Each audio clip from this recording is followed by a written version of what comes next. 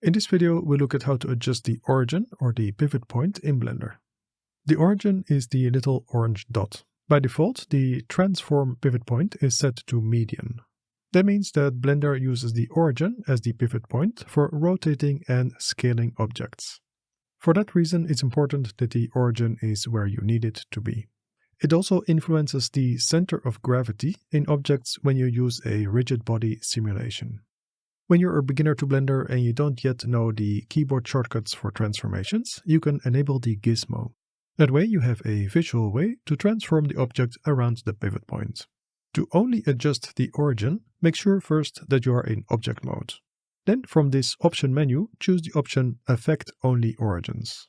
And by the way, this option is only available in object mode, not in edit mode. Don't forget to turn this option off when you no longer need it.